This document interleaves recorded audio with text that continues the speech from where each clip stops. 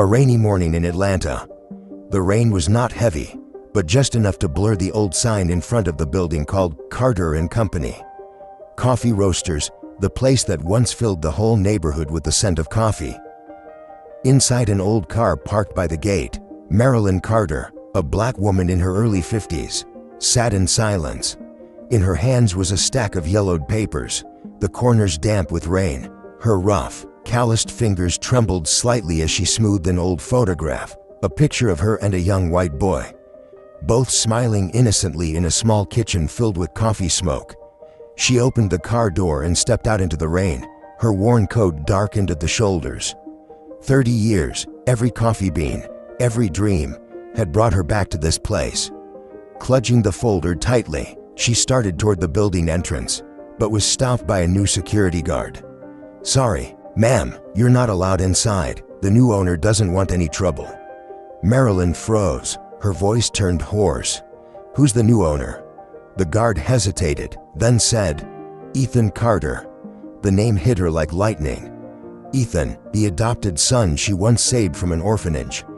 Cut to a wide shot. Up above, workers were replacing the sign. The old letters, Marilyn's Coffee Dream, were being torn down, replaced by a polished metal board that read, Ethan Carter Coffee Labs. The scraping sound of metal against wood sliced through the air like it was cutting into memory itself. A voiceover began, slow and deep, heavy with sorrow. She raised him from nothing, gave him her name, her home, her dream, and now he took it all. Marilyn stood there, watching the new letters appear one by one, her name disappearing, along with her life's work. The rain grew heavier, mixing with the tears no one could see. Marilyn Carter was born in the south side of Atlanta, the kind of place where people used to say, "Your skin decides your life." But for Marilyn, the only thing that truly decided her life was her hands. Hands that could work, learn, and love. She started from the very bottom, just a waitress in a shabby little coffee shop on the corner. No one paid attention to the quiet black girl who always kept her head down, until the day she taught herself how to roast coffee using an old pan and nothing but her sense of smell. The scent of lightly burnt beans mixed with caramel, the soft crackling sound as the beans popped, that was the kind of music she heard every single day. From there, Marilyn became the most loved barista in the neighborhood. Slowly, she turned into a self-taught coffee roaster, so talented that big chains invited her to train their employees. But life never gives anyone everything. Marilyn got married late and then found out she could not have children. She kept smiling, kept working, quietly saving every dollar for a child who might need a home one day. That Christmas in 1998, the local church held a program called Adopt a Child for Christmas. That was where she met Ethan, a 5-year-old white boy with messy blonde hair and deep blue eyes that looked completely empty. His mother had died from a drug overdose, and his father was in prison. He didn't speak, didn't look at anyone, until Marilyn handed him a coffee bean from her palm. He sniffed it softly, and for the first time, his eyes lit up. When Marilyn decided to adopt Ethan, people whispered, "A single black woman adopting a white boy? He's never going to see her as his mother." But Marilyn just smiled. "I don't need them to believe. I just need him to know that he's loved." Years went by. Ethan grew up smart, quick-witted, and did well in school. She taught him everything, from how to listen to the popping sound of beans in the pan, to the way you bow your head and thank a customer. "Coffee only tastes good when you brew it with gratitude," she often said. But when Ethan went off to college, the distance between them began to grow. Friends teased him. "Is she really your mom? Coffee? Man, that's just a working-class job." From then on, Ethan began to drift away. He chose to study business, believing his mother was too small and too old-fashioned to understand the modern world. When Marilyn started her small company, Carter Coffee, Ethan came back with a friendly smile, saying he wanted to help expand the brand. She believed in her son, not knowing that behind his confident eyes, a storm of ambition was quietly forming. In the coffee roasting circles of the South, People spoke of Marilyn Carter as a quiet legend, a woman who could tell where a coffee bean was born just by its scent. She needed no label, no machine. With a single breath, she could say, "This one's from Yurgachev. The soil there is more humid. It smells like jasmine after the rain."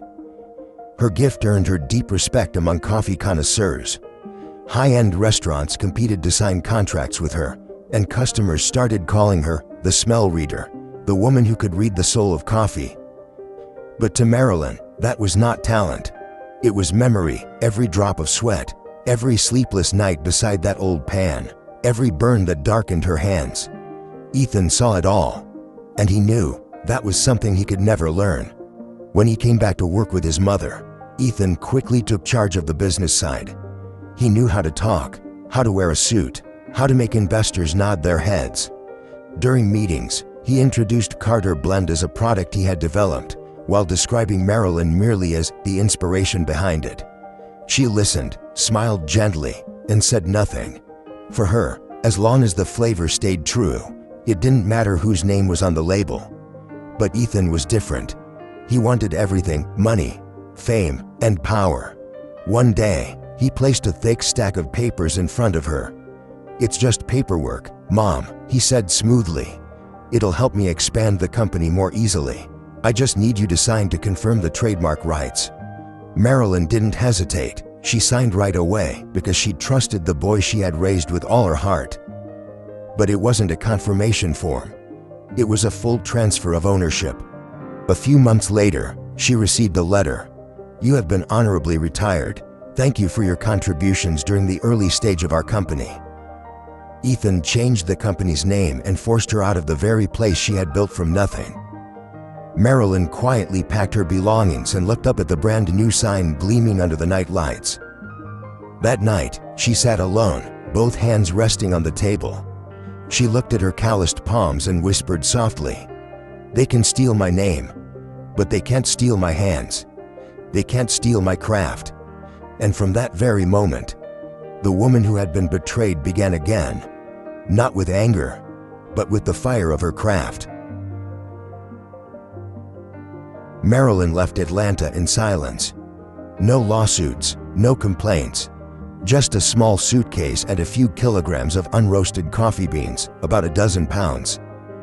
She returned to the countryside of Alabama, where her old friend Gloria lived, a retired flavor engineer. The little house sat quietly among the pine hills, surrounded by the sound of wind and the scent of damp soil. That first night, Gloria watched her friend sitting by the fireplace, eyes empty, and said softly, "Marilyn, you don't need a courtroom to win. You just need to start again and do it better." Those words sparked a fire. The next morning, Marilyn began roasting coffee in the old shed behind the house. No machines, just a cast iron pan, a worn-out thermometer, and a notebook filled with scribbled formulas. She recorded every batch, every scent, every small popping sound the beans made. The aroma spread through the air, carried by the wind, waking the whole neighborhood. Gloria helped her create a social media account. They filmed videos on a phone, sharing roasting tips and telling the story of the woman who lost everything but still believed in the scent. At first, just a few hundred views, then a few thousand, then tens of thousands. People were drawn in by the honesty in her words and the sincerity in her weathered hands. Meanwhile, Gloria, with her engineer's mind and old connections, secretly reached out to an intellectual property lawyer. She suspected the contract Ethan made Marilyn sign might have been fraudulent. When the documents were examined, the truth came out. Ethan had used a doctored photocopy, listed the wrong entity, and forged the notarization. Back in Atlanta, Ethan Carter had become a media darling. Magazines featured him in sharp suits, calling him the young entrepreneur changing the coffee industry of the South.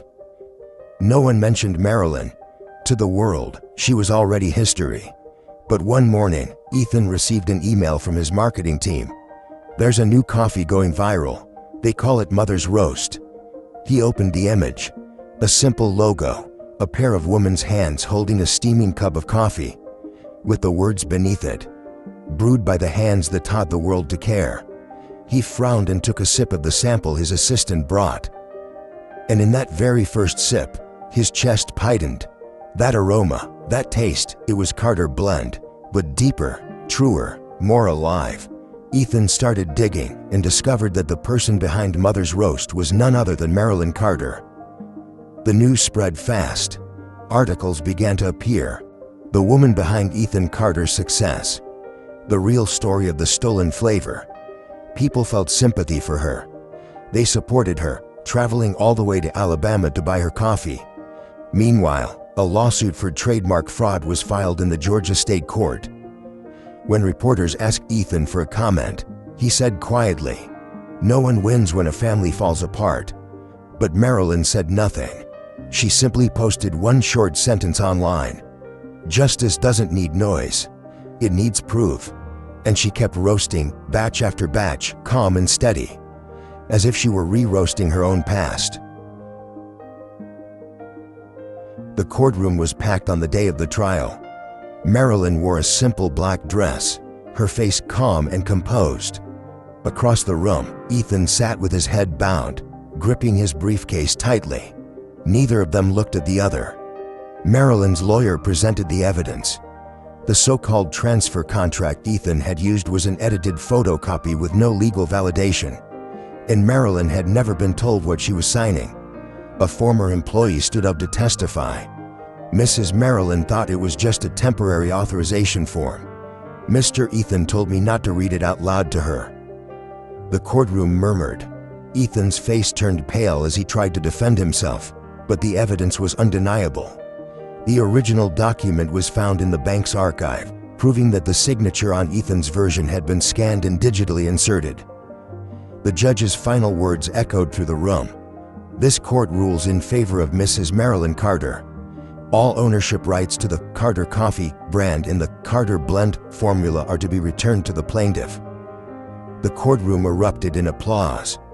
But Marilyn simply nodded, no cheers, no tears.